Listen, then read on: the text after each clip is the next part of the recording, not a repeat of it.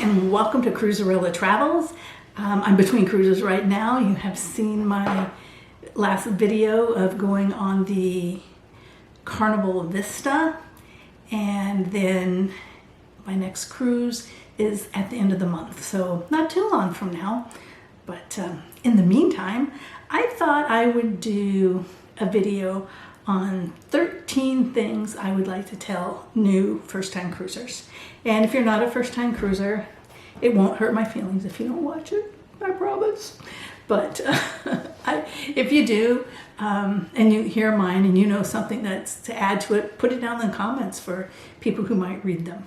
All right, I think probably the first thing you need to know, if you don't know, and you may know these, even a first-time cruiser may know these, but just in case. All right, the first thing you've got to know is that it is basically a cashless society on a cruise ship. Now, some people give some cash tips, but for everything where the ship is charging you, it's pretty much cashless. Plan on having either taking cash to guest services the first day of your cruise so that you can draw on that for buying stuff like drinks or whatever, or giving them your credit card. I always give them the credit card. I don't even have to go to guest services. You just do it when you check in for the cruise. Look at your account throughout the cruise. That's what I do. And definitely the night before and that last day so that you make sure that everything is okay before you get off the ship. All right. The next one might be a little controversial because it's expensive and a lot of people refuse to do it. But in my opinion, okay, it's my opinion, take it for what it's worth, I say get a passport. Yes, you can get on ships and in and out of most ports with a ID and or birth certificate, those types of things. But you know, I keep thinking, what if you get medevac? What if you get left behind? You have to fly from that country to another country and then to get into back to the US or wherever you're from.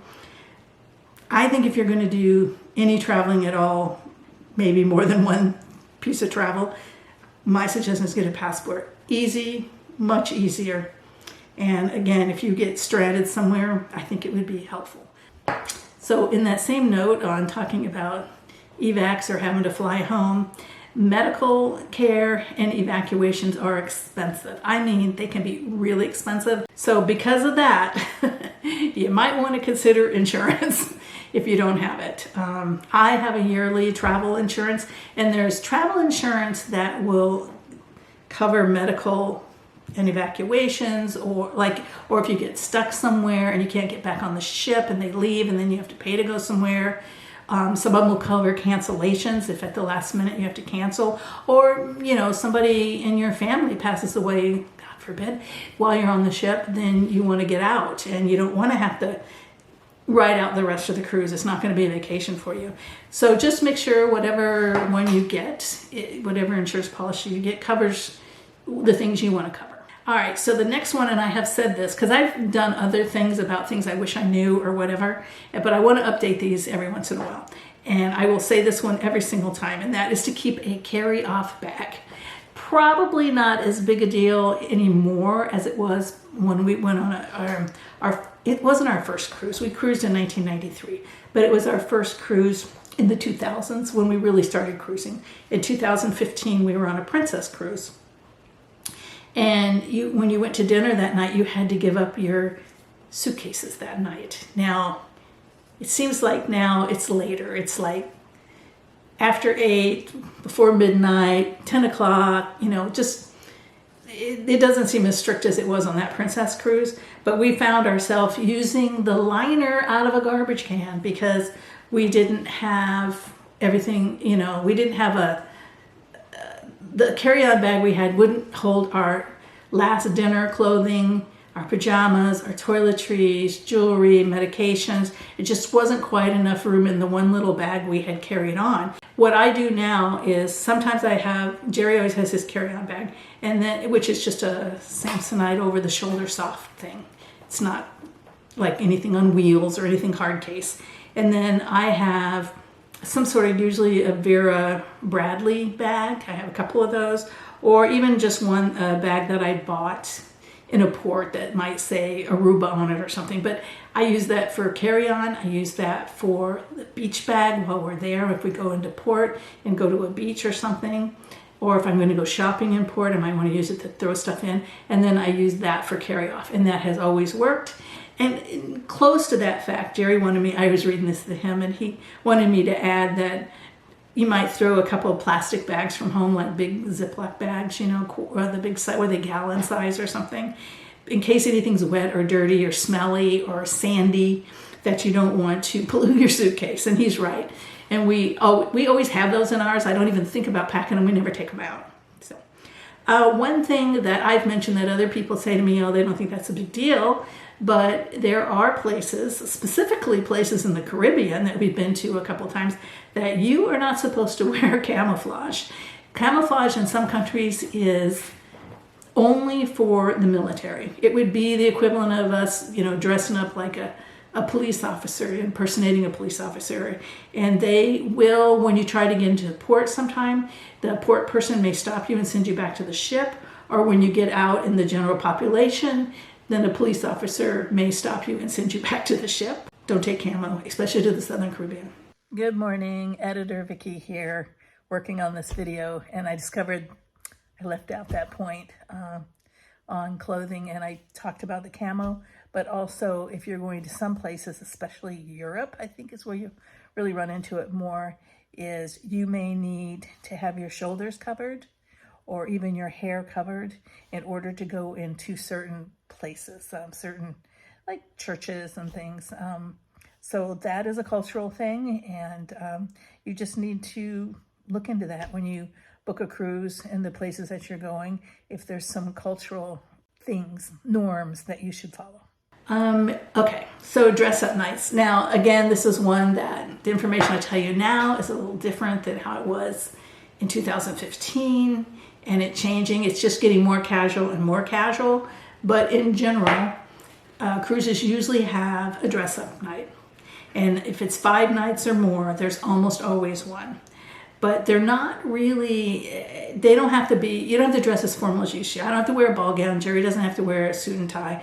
But men usually wear something like a button-up shirt, long sleeve shirt, maybe a jacket. That's what he does usually, just a jacket and a shirt. And then I wear a long dress that's not a beach kind of long dress, but a step up from there. But I do have gowns because I have gone to things. I'm a member of some lineage societies, and people wear evening gowns. So I do have those, but I don't really wear those much on cruises anymore. And also, like Alaska cruises are very casual clothing because people are just they're just bundled up for warmth. You know, they're not, as worried about that on Alaska cruises usually. And then some other cruise lines don't even have dress up. So, but a lot of them do. And what they really have more these days are theme nights, like a white night where everybody wears white and they have a big party on the deck and the lights reflect off your white clothes. Or they have a tropical night or Caribbean night where people dress up like that, or 70s, 60s or 70s kind of thing, or disco. Find the information on what's going to be happening before you get on the ship. All right, another thing that Jerry wanted me to add, and it's to different degrees on different ships, different cruise lines, but the buffet may have the same food as the dining room, or at least like maybe 3 of the same entrees. And we ran into one time, we were on a Holland America ship, and we tend not to eat dinner in a buffet. Jerry really likes the dining room. And we came in from a excursion kind of late. We didn't want to change clothes. And at that time, Holland was a little stricter about the main dining room. So we went to the buffet, and he was a little bummed because he likes New York steak and had a special New York steak with a special sauce on it and stuff. Would you believe that New York steak was in the buffet? And they were serving it, and you would tell them what temperature you wanted your meat, and then they had the sauce there and everything. So we had a lovely dinner of, the steak and steamed broccoli, and I think I had a baked potato. I don't know. A lot of cruise ships don't have baked potatoes, but some do. But one of them does. I can't remember which one. I know the upscale, the upcharge restaurants in the steakhouses usually do. But anyway, so we had a lovely dinner in the buffet. So don't, just remember that that's one thing people forget too, is that the main dining room is included in your fare. And I heard of first-time cruisers who went the whole week without eating in the dining room because they thought they had to pay for it. It is included in your fare unless you're on some weird cruise line I've never heard of that doesn't do that. But for the most part, as far as I know, they all are. But if you're not feeling up to, taking off your flip-flops and your tank top, then you might just go to the buffet and have pretty decent dinner. My suggestion also is to watch YouTube videos, kind of like mine, so you can see if you can find your room. Just put in there, Vista Room 2162 or whatever, and to see what your room has, whether it has a night light in the bathroom or on the floor going to the bathroom, or how many hangers look like they're in there, or whether it has shampoo separate from conditioner and separate from body wash, or if it's shampoo, conditioner together and body wash, or one that's supposed to do all three. Okay, so next one is very practical, and that is if you're getting off the ship, in my opinion, that you should plan on being back at least 30 minutes prior to the all aboard. So if the ship is sailing at 4, there's likely an all aboard at 3 or 3:30, depending on the cruise. Now, we don't do the 30 minutes ahead prior, we do an hour. And then that way you don't end up one of the people who gets left, or you have to run down the pier and all the people are on the ship laughing at you and pointing at you and calling you a pier runner. So don't plan on getting back to the ship at all aboard, because what if something goes wrong? You start walking, you realize you left your phone at the bar. Don't cut it close. It's not worth it. It is not worth it. And if you get left off the ship, you can get fined by the cruise line.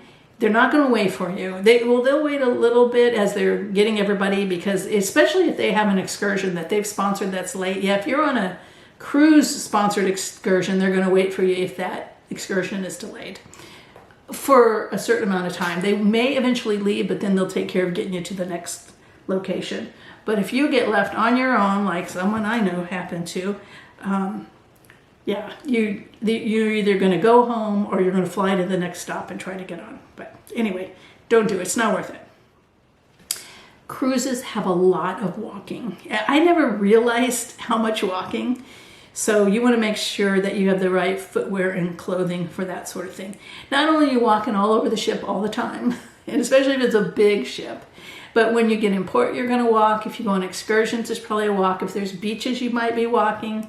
So I would just say have the right footwear and the kind of, for me, I like more of a breezy clothing. However, the Caribbean can be windy, and I used to take these breezy cotton kind of full dresses, and after, having to try to keep them from blowing over my head, I switched to a little less breezy.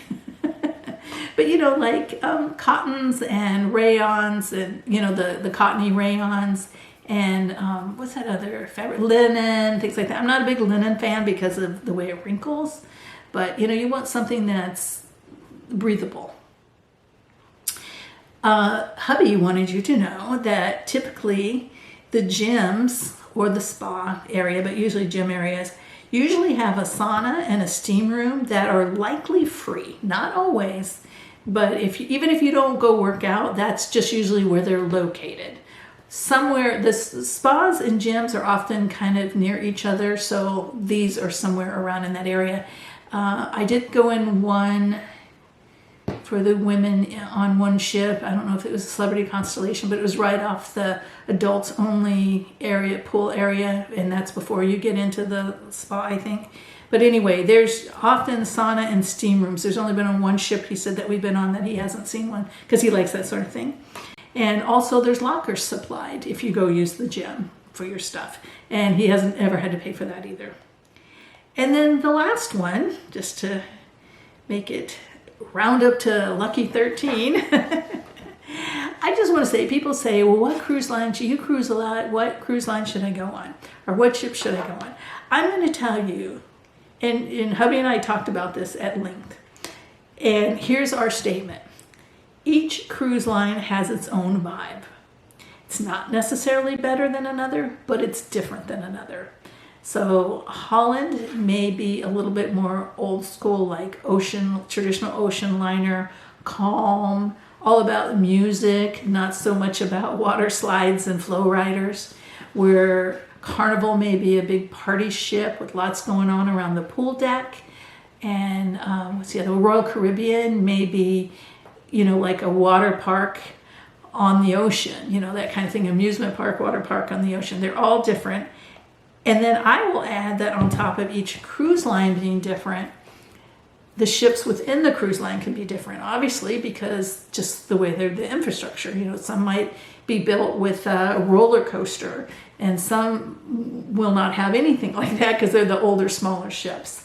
So it really, really, it's a hard question to answer unless I know exactly what you are looking for.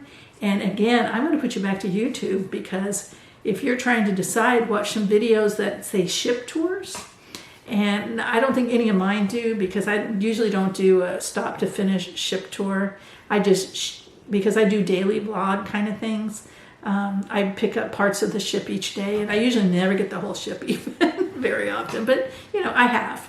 But anyway, I would just watch some YouTube videos. And also, when you go into the website for the cruise line, there is usually a deck map, and it'll show you all the floors and what's on it. So that'll give you an idea of what's on them. And, it depends. Do you need the activities for children, or is it just a couple going, Just a lot of things to go into making that decision. But I'm going to tell you overall, I think if you are open-minded and you go on a ship, any ship, you're going to have a good time. It might not be the ship with the best food, but you're not going to starve. There's going to be plenty of choices. You'll find something. It might be a ship that's a little quiet for you. And maybe you just at that time decide, I'm just going to have a restful vacation and get some sleep or get some sun, that sort of thing. It might be one that has too much going on for you. And in that case, download a book and enjoy sitting in the sun or on your balcony or in your room or whatever and just reading. There's just, just taking some time to relax, I guess. You don't have to be going go. So if you're a go person, that's great. But you can also just relax if they don't have the activities you want. That will force you to relax. Anyway, thanks so much for listening to me. I think I've talked long enough, and I hope this is helpful. And if you have anything to add, please drop it below. Remember, these are just my opinions. They may not be the same as other people have, or you might have after you have more experience. But if you have an opinion on things for first-time cruisers, drop it down below. It won't hurt to share the information we have. Thanks. Bye-bye.